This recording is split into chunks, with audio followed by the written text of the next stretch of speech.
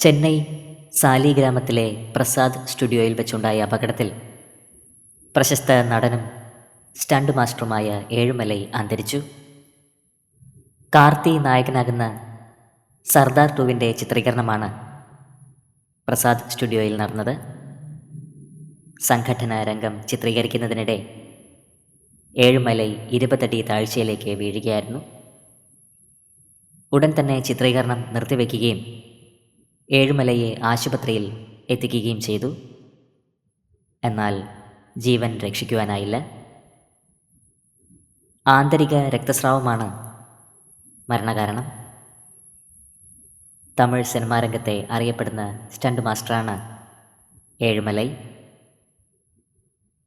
ആദരാഞ്ജലികൾ അർപ്പിക്കുകയാണ് social media. ആത്മാവിന് നിത്യശാന്തി ലഭിക്കട്ടെ എന്ന് നമുക്ക് പ്രാർത്ഥിക്കാം.